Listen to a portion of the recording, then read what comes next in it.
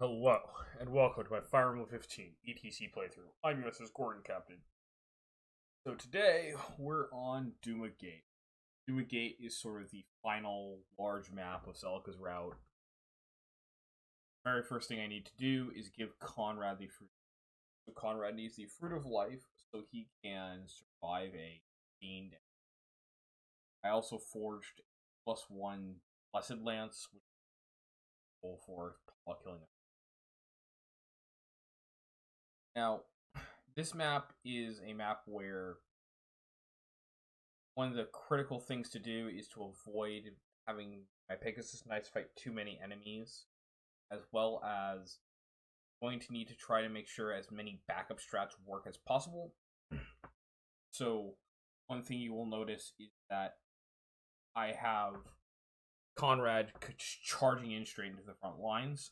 Conrad is not considered to be one of the best units, but with the Javelin, he's actually going to do quite a bit of nice combat and kill quite a few enemies. So, the other key for this map's success is I'm going to need to get a kill on every enemy, obviously, but I need to get individual units to kill individual enemies. So Dean is going to need to kill Dread Fighters. Leon has to kill the counter boss and a couple of other random enemies. Celica needs to kill a fiend. May needs to kill a fiend. Polly needs to kill a fiend. May needs to finish off the boss. And the witches are sort of a bit of a floating enemy. So on this enemy phase, we get to see part 1 of the plan of killing enemies with Paula. Paula is going to poke the Arcanist with the Sounion. The Sounion is going to be used later. And we see Witch teleportation. Witches are the most annoying enemy to fight in this map because they are essentially completely random, and knowing how they work is beyond me. So I just try to maneuver my units in such a way that witches will gravitate towards my units in a productive manner. So the start of this first player phase, you have to clear up the witches that were otherwise quite annoying. And we get to see Saber getting yet another kill.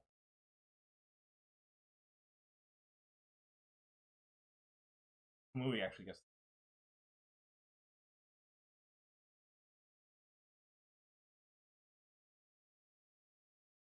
But yes, sorry, Saber. The key enemy for me to get kills for obviously being Saber. Saber's not actually a great unit anymore, but he might actually make the tower team because he has good move speed, and even though his combat isn't great, it's still going to be useful. Here's the primary use of Noma in this map. Healing Leon. Leon's HP is extremely bad, and his bulk has just always been awful.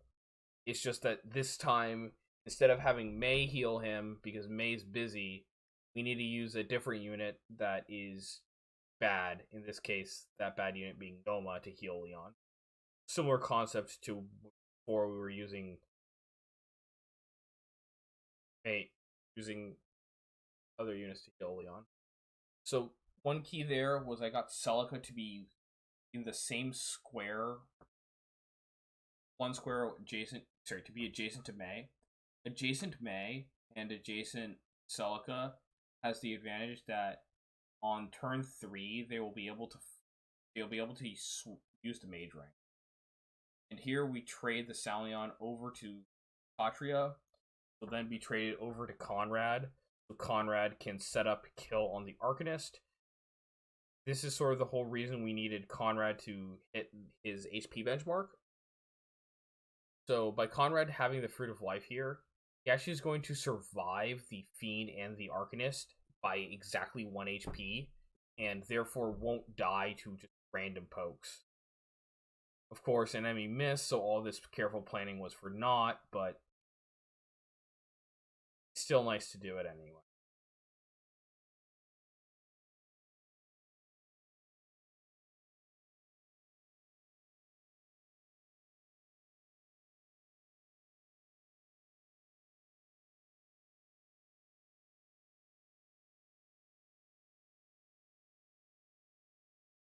So, cleanup phase. The main goal of the cleanup phase is actually to get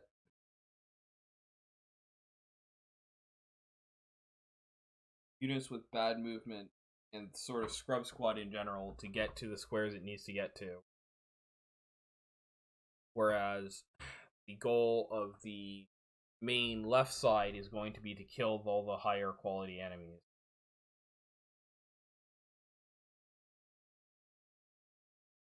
Of course, I say that and then I realize that I screwed up and let 8.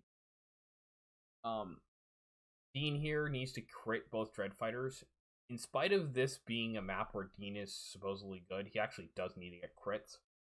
Dean is extremely iffy at getting these critical hits, but with a +3 Brave Sword, it becomes more reliable since you can kill with a miss and a crit and not just a critical hit.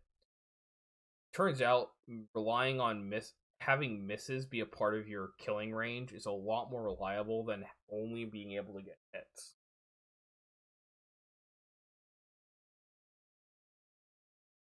So everyone say hello for the final Kamui kill. With Kamui getting this kill, this means that every single player unit has gotten a kill in this run, which I think is a good accomplishment because it indicates just how many units, just how SOV really does reward you for using every single unit to do something, no matter how minor. Even a unit as bad as Kamui is able to get a kill. So this final enemy phase is a very cleanup-oriented enemy phase. Unfortunately, like every SOV map, you need a surprisingly large number of criticals to go your way in order to get through the enemies. So we need to both get crits with Dean. We're actually going to need a crit with Paula here. Paula is going to use an attack that actually very few people use, which is the triangle attack. It gets kind of derided as a meme, but the triangle attack actually has some utility because it has 2 major benefits. The first is it increases accuracy, and the second it will increase critical hit. And with the Blessed Lance giving an innate +10 critical hit, it means that the triangle attack is actually like surprisingly reliable as an attack as far as options go, at least as far as triangle attacks can go. And it's still the case that if she misses, she dies, but she does get a really large crit boost along with the Blessed Lance that gets her 15 extra criticals, so she has 66 base criticals, so 2 times out of 3 work. And importantly, she dealt 69 damage, so she just one-shotted him. The rest of the enemies on this map are all in fairly easy to kill locations. There's not any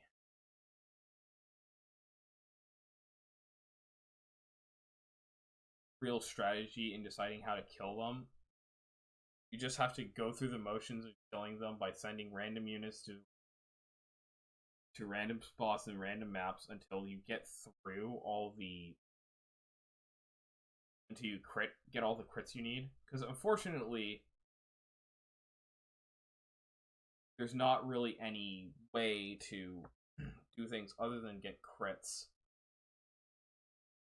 Because for some unknown reason, critical hits spam the only realistic way to kill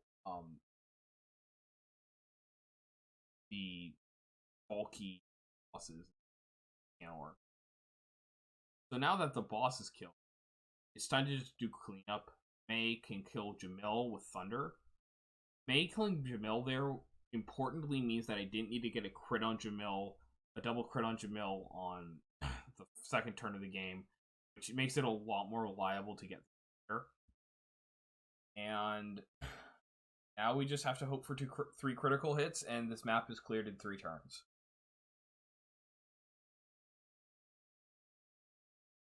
That's the first crit down. Now we have Dean. Dean's Brave Sword and his speed will let him double, so he only needs 1 crit. Fortunately, he didn't get on the first turn wheel, so we turn wheel again. Since you have 9 turn wheels, in spite of this clear relying on so many critical hits and so many things, so many unreliable things, just turn wheels are a really balanced mechanic. So that was Duma Gate, cleared in 3 turns, and now it is time for the ultimate showdown of Ultimate Destiny. Who would win? Lord Jedah, head of the Duma faithful, head of the church, high priest of the heart, high priest of the cult of strength, or one spunky girl?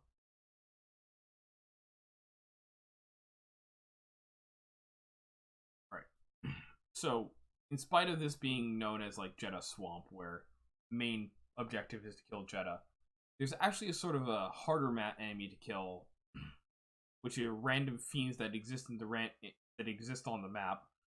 And so, in order to kill those fiends, what I'm going to be using is I'm going to be trying to give Celica access to Mage Ring, so she can just use Seraphim. The Seraphim is one of the only 2 ways of killing the fiend enemy. The other good way of killing fiends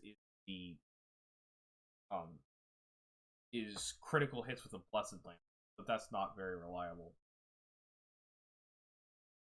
So Celica gets this, her first fiend kill. Celica will probably need to get 2 fiend kills over the course of this map.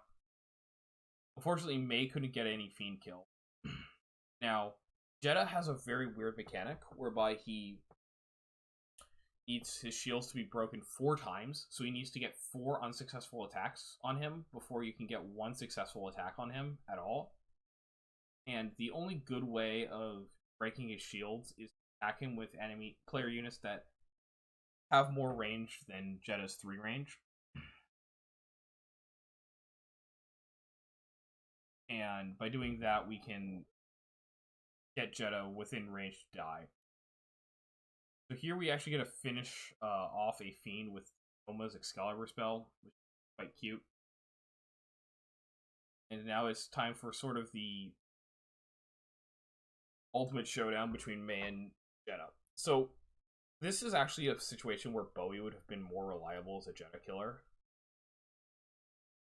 because Bowie has a higher base luck stat, which increases his critical rate and magic avoid against Jedah, which are 2 very important things. Also, turn wheels are not very good at dealing with unreliable individual strategies, so the odds of successfully beating Jedah in a 1v1 fight with May is 5.7%. And turn wheels are typically not very good at dealing with that. But as you can tell, I got it on my 2nd try. Of course, I tried to do everything possible to throw this attempt away by almost letting Celica die in the process.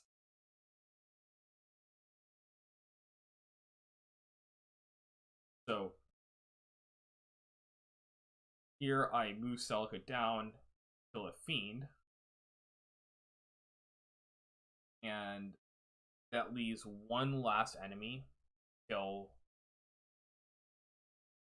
call it Blessed Lance crits. But turns out she also can't get critical hit. So